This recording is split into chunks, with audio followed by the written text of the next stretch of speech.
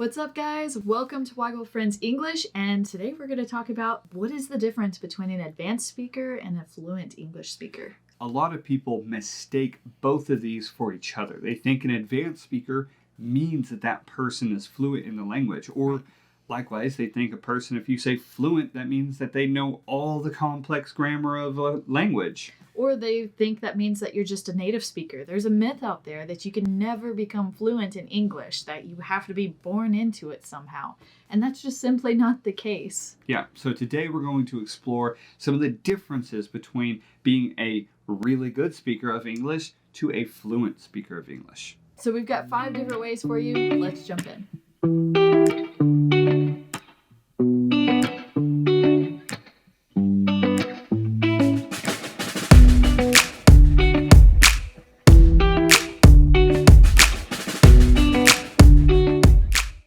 So way number 1 is just being sensitive to the cultural context. Whether you're in a room and it has a certain feel or vibe, trying to be able to get in tune with that so you know what the expectations are around you. Right. This is kind of like reading the room. A fluent speaker can walk into a room and just kind of get a feel for how formal they should be or not formal, what kind of slang is appropriate in this clique versus that clique, how you can talk around this group of people or in this setting versus another setting. They're basically really good at reading the context of the situation around them and knowing how to interact with it. Yeah, and they can interact with it with different levels of formality. So It's really easy as a speaker, even an intermediate speaker, to perform well in the same context that is being practiced. A mark of a fluent speaker is being able to perform in different areas and different contexts and knowing the expectations that are there. Without coming across as a completely different person every time they do it.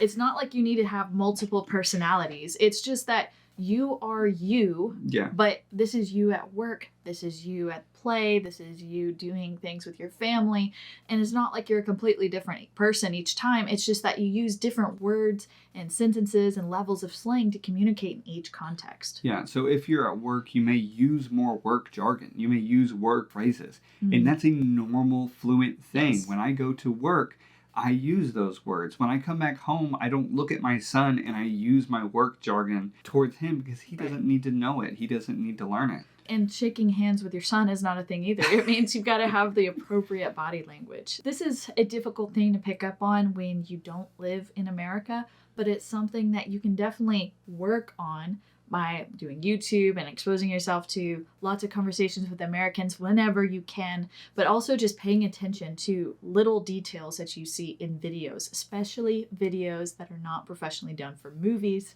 but are done more for YouTube, just exploring like life at the office or something. Like the things that you see people doing there are things that are appropriate that you're more likely to see here. The next one is being listener-oriented, which means that you need to speak in a way that the listener can understand.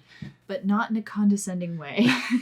You don't need to be like, I'm obviously a foreigner. Americans don't understand foreigners, so I'm going to speak very slowly. Don't do that.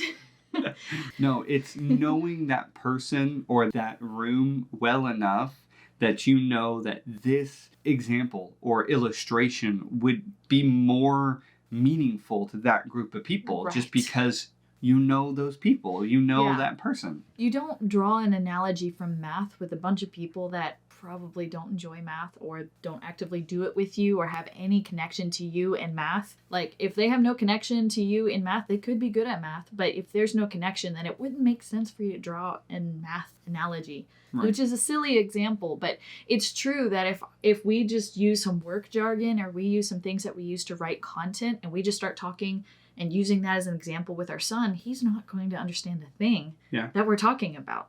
And so you bring it down to their level or up to their level, whatever it is. You bring the information and you package it in such a way that they're going to understand. And that includes idioms, metaphors, sayings, things that you explain, the words that you choose. All of that is super important for being listener-oriented. Right. An advanced speaker would say what a person should do is that they should make their language so crisp and well done that it doesn't matter if other people really understand them because they said the right words. Mm-hmm. I said the right grammatical phrases. I said the right vocabulary terms. So you must understand. Right. A fluent speaker would start with the other direction in mind and say, how can I get this person to understand me? So what words do I need to speak? Right. They're still very much a student. It's almost like becoming a beginner again, because it's like, I'm sitting here and I'm asking you, what do you understand? And nobody always has time for that, but you can start by getting there, by listening. Spending most of your time listening will help you see and understand and observe what is appropriate with different groups of people. In the same way, a fluent speaker can read the expectations. So they don't just see the room, they don't just know the words that they need to say, but they know the kind of response that needs to happen in that context. So if it's an if-then statement, or if it's a comparison between two things, they know that because they can see that that's what needs to happen in that context. So this has a little bit to do with knowing when to give direct responses versus when to give full explanations versus when to express yourself. But it goes a little bit deeper than that. It goes into understanding why somebody is saying something and why they're asking you that question. And it's not just guessing and just doing a ballpark answer, but it's taking in what that person is probably expecting, what kind of answer that person is expecting, or what kind of conversation they're expecting to have with the situational time and context around them. On a previous video, we talked about how to give a fluent response. And we often get onto our students for not giving enough information, but some context determines that it should be a short response. Right. So if a person's in a hurry, you obviously can tell they're in a hurry. A fluent speaker will see that, and they will know that if a person asks them a question, it should be a very short answer. If they're in a hurry and they say, hey, where's the bathroom? You don't want to have a full 3-point response. You want to be like, over there. Which is an easy thing to understand, even if you don't know English at all. There's different things where, hey, how's it going? And somebody can tell whether that person is asking for a conversation, whether they're asking for just polite chit chat, or whether they're asking for just a quick, it's a polite greeting and move on. Yep. So a fluent speaker can pick up on that without really thinking about it too much. The next one is reading between the lines, which you do this by reading paralanguage. If you haven't seen any of our other videos, paralanguage has to do with body language, facial expressions, your tone of voice, where you hesitate between words. Everything that is not the actual spoken word is pretty much paralanguage. And so much of communication is done through paralanguage, whether directly or in how that your message is interpreted. So paralanguage, being able to not only read it from those around you, but also being able to exhibit it yourself properly, this is the mark of a fluent speaker. Like probably the biggest one on this list. Because, I mean, an advanced speaker can understand it and read it, but they don't produce it themselves as well. Yeah. But a fluent speaker can do so fairly naturally. Exactly. An advanced speaker might be able to use idioms, slang, complex grammar, intonation even, but a fluent speaker will be able to use paralanguage to convey their meaning. To underline and underscore their meaning. They'll be able to use emphasis properly. They'll be able to draw attention and use hyperbolic expressions, like just crazy and seemingly illogical explanations. They'll be able to do that with their body language very naturally. Yeah, the classic example that I think of when I think about this is a person saying, how are you doing today? And they say, I'm fine. If you're a fluent speaker, you know what that means. And the next step that you should take should consider the fact that that person's really not fine.